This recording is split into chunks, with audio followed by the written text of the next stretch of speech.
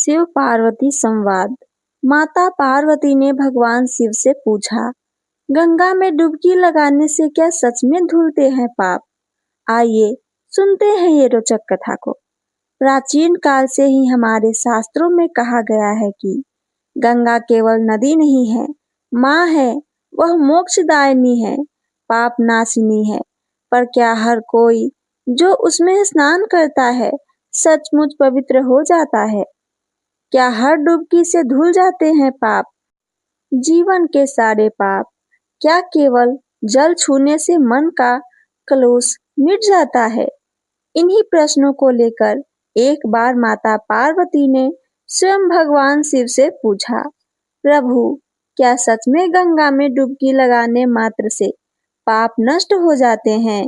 शिव मुस्कुराए और बोले, प्रिय, गंगा वही है, उसकी शक्ति वही है, पर उन्होंने सच्चे अर्थों में गंगा में स्नान किया ही नहीं, उन्हें पुण्य कैसे मिलेगा? और फिर भगवान शिव ने पार्वती जी को दिखाया एक ऐसा दृश्य जो केवल एक कथा नहीं, बल्कि हमारे विश्वास, श्रद्धा और धर्म के गूढ़ रहस्य को उजागर करता है। तो चलिए जानते हैं इस दिव्य संवाद और लीलामय घटना की पूरी कथा को, जो आज भी हमें सिखाती है कि श्रद्धा और विश्वास के बिना कोई भी कर्म सफल नहीं होता है। भवानी शंकरौ वंदे श्रद्धा विश्वास रूपिणौ, याभ्याम विना न पश्यन्ति सिद्धा स्वान्तः स्थमीश्वरम। भावार्थ: श्रद्धा और विश्वास के स्वरूप श्री पार्वती जी और श्री शंकर जी की मैं वंदना करती हूँ, जिनके बिना सिद्ध जन अपने अंतःकरण में स्थित ईश्वर को नहीं देख सकते हैं।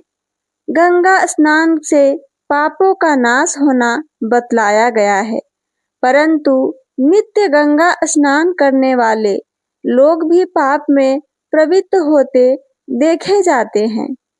श्रद्धा पर एक वृतांत, आइए आगे सुनते हैं। एक समय शिवजी माता पार्वती के साथ हरिद्वार में घूमने जा रहे थे। पार्वती जी ने देखा कि सहस्त्रों मनुष्य गंगा में नहा नहा कर हर हर कहते चले जा रहे हैं, परंतु प्रायः सभी दुखी और पाप परायण हैं। पार्वती जी ने बड़े आश्चर्य से शिव जी से पूछा कि हे देव, गंगा में इतनी बार स्नान करने पर भी इनके पाप और दुखों का नाश क्यों नहीं हुआ? क्या गंगा में सामर्थ्य नहीं रही अब? शिव जी ने कहा, प्रिय, गंगा में तो वही सामर्थ्य है, परंतु इन लोगों ने पाप नाशिनी गंगा में स्नान ही नहीं किया है, तब इन्हें लाभ कैसे होगा? पार्वती जी ने आश्चर्य से कहा कि स्नान कैसे नहीं किया? सभी तो नहा नहा कर आ रहे हैं, तभी तक इनके शरीर भी नहीं सूखे हैं अब तक। शिव जी ने कहा, ये केवल जल में डुबकी लगाकर आ रहे हैं, तुम्हें कल इसका रहस्य मैं समझाऊंगा। दूसरे दिन बड़े जोर की बरसात होने लगी, गलियां कीचड़ से भर गईं। एक चौड़े रास्ते में एक गहरा गड्ढा था, चारों ओर लबदीला कीचड़ भर रहा था। शिवजी ने लीला से ही वृद्ध रूप धारण कर लिया और दीन विवश की तरह गड्ढे में जाकर ऐसे पड़ गए जैसे कोई मनुष्य चलता चलता गड्ढे में गिर पड़ा हो और निकलने की चेष्टा करने पर भी वह न निकल पा रहा हो। पार्वती जी को उन्होंने यह समझाकर गड्ढे के पास बैठा दिया कि देखो, तुम लोगों को सुना सुना कर यूं पुकारती रहो कि मेरे वृद्ध पति अकस्मात गड्ढे में गिर पड़े हैं, कोई पुण्यात्मा इन्हें निकालकर इनके प्राण बचाए और मुझ असहाय की सहायता करे। शिव जी ने यह और समझा दिया कि जब कोई गड्ढे में से मुझे निकालने को तैयार हो, तब इतना और कह देना कि भाई मेरे पति सर्वथा निष्पाप हैं, इन्हें वही छुए जो स्वयं निष्पाप हो। यदि आप निष्पाप हैं तो इनके हाथ लगाइए, नहीं तो हाथ लगाते ही आप भस्म हो जाएंगे। पार्वती जी तथास्तु कहकर गड्ढे के किनारे बैठ गईं और आने जाने वाले लोगों को सुना सुनाकर शिव जी की सिखाई हुई बात कहने लगी। गंगा में नहाकर लोगों के दल आ रहे हैं। सुंदर युवती को यूं बैठी देखकर कईयों के मन में पाप आया। कई लोग लज्जा से डरे तो कईयों को कुछ धर्म का भय हुआ। कई कानून से डर रहे थे। तब आगे सुनिए क्या हुआ। कुछ लोगों ने तो पार्वती जी को यह भी सुना दिया कि मरने दे बुढ़े को, क्यों उसके लिए रोती है। आगे और कुछ दयालु सच्चरित्र पुरुष थे। उन्होंने करुणावश वो युवती के पति को निकालना चाहा, परंतु पार्वती के वचन सुनकर वे भी रुक गए। उन्होंने सोचा कि हम गंगा में नहाकर आए हैं तो क्या हुआ, पापी तो हैं, कहीं न कहीं हम करते ही हैं पाप। गंगा जल में धोने से क्या हमारे पाप धुल गए? कहीं होम करते हाथ न जल जाएं। बूढ़े को निकालने जाकर इस स्त्री के कथा अनुसार हम स्वयं भस्म न हो जाएं। किसी का साहस नहीं हुआ। सैकड़ों आए, सैकड़ों ने पूछा और चले गए। संध्या हो चली थी। शिवजी ने कहा, पार्वती देखा, आया कोई गंगा में नहाने वाला। थोड़ी देर बाद एक जवान हाथ में लोटा लिए हर हर करता हुआ निकला। पार्वती ने उसे भी वही बात कही। युवक का हृदय करुणा से भर आया।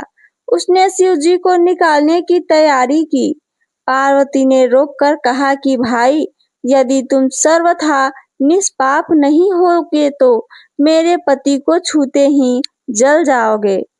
उसने उसी समय बिना किसी संकोच के दृढ़ निश्चय के साथ पार्वती से कहा कि माता, मेरे निष्पाप होने में तुझे संदेह क्यों होता है? देखती नहीं, मैं अभी अभी गंगा नहाकर आया हूँ। भला गंगा में गोता लगाने के बाद भी कभी पाप रहते हैं? तेरे पति को निकालता हूँ मैं। युवक ने लपक कर बूढ़े को ऊपर उठा लिया। शिव पार्वती ने उसे अधिकारी समझकर अपना असली स्वरूप प्रकट कर उसे दर्शन दिए और उसे दर्शन देकर कृतार्थ किए। शिव जी ने पार्वती जी से कहा कि इतने लोगों में से बस एक व्यक्ति ने ही गंगा स्नान किया है। इसी वृत्तांत के अनुसार जो लोग बिना श्रद्धा और विश्वास के केवल दंभ के लिए गंगा स्नान करते हैं, उन्हें वास्तविक फल नहीं मिलता। परंतु इसका यह मतलब नहीं कि गंगा स्नान व्यर्थ जाता है। विश्वास के साथ किए गए गंगा स्नान का फल मिलता है वास्तविक रूप में। निश्चिंतम वदामि तेन अन्यथा वचांसी में हरिम नरा भजन्ति ये दुस्तरम तरंती ते। भावार्थ, मैं आपसे भली भांति निश्चय किया हूँ।